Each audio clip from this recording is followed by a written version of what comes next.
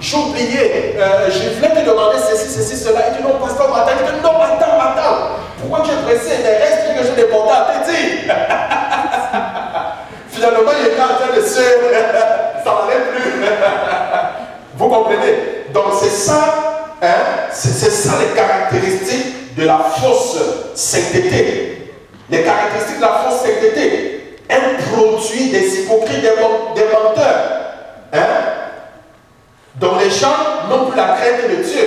Les gens ont plutôt la peur des hommes. Qu'est-ce que les hommes vont dire? Alors, la fausse sainteté, bien-aimé, elle vous maintiendra loin de Dieu. Il est bien loin de Dieu, parce que vous avez peur.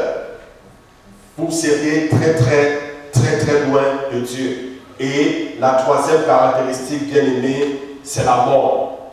La fausse sainteté, bien évidemment, produira la mort spirituelle. Et lorsqu'on parle de la mort spirituelle, c'est la séparation avec Dieu.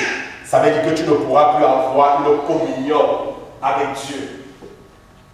Tu ne pourras plus avoir une communion avec Dieu. Elle va te séparer de Dieu. Tu vas crier, Dieu ne pourra plus t'entendre. Parce que tu seras éloigné de Dieu. Tu n'auras plus aucune sensibilité à l'Esprit de Dieu. Tu dois vivre loin des règles imposées. Tu dois vivre loin, n'est-ce pas? Tu vas chercher à t'éloigner du jour au lendemain des ordonnances bibliques, de ce que le Seigneur te demande de faire. Alors, bien aimé, je vais m'arrêter ce matin sur ce point. La prochaine fois, on pourra parler des exemples de fausse sainteté. Alors, ce que nous retenons ce matin, pour me récapituler, la sainteté est une séparation faite pour Dieu.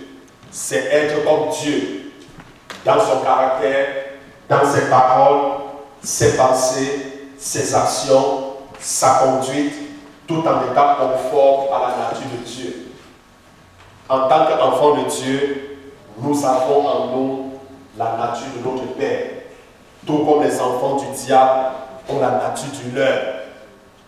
On reconnaît un arbre à son fruit. Alors si nous sommes des enfants de Dieu, on doit produire les fruits dignes de la repentance. Et pour sortir d'ici, n'oublions pas, lorsqu'on parle de la sainteté, il y a 4 éléments importants à prendre en compte. Il y a le cœur de l'homme. Il y a quoi? Saint-Esprit. Il y a le Saint-Esprit, celui qui produit la sainteté. Ensuite, il y a la parole de Dieu qui est le standard. Jésus a dit, purifie-les par la vérité. Ta parole, c'est la vérité. Et enfin, il y a qui? Nous. Il y a toi. Toi, qu'est-ce que tu fais? Qu'est-ce que tu fais?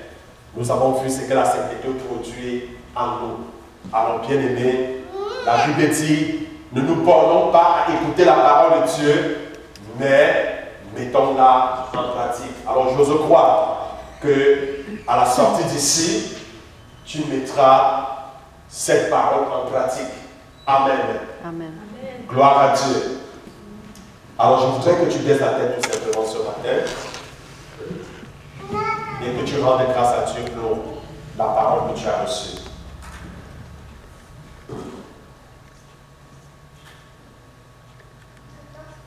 Rends grâce à Dieu pour la parole que tu as reçue.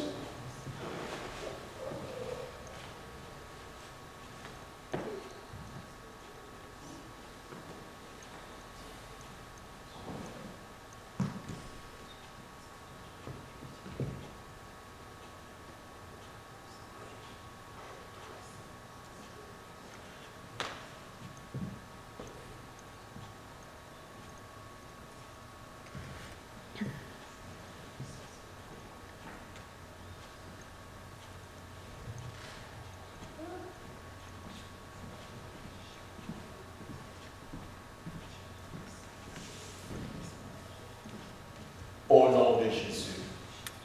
Amen. Amen. Alors, le plus grand travail, c'est lorsque tu vas arriver à la maison. Amen. Amen. Alors, quand tu arrives, essaie de reméditer, de revoir tout ce qu'on a vu, tout ce que tu as reçu aujourd'hui. Et quand tu mets la parole de Dieu en pratique, tu actives la puissance de Dieu. Essaie de mettre en pratique. Amen. Amen. Regarde ton cœur.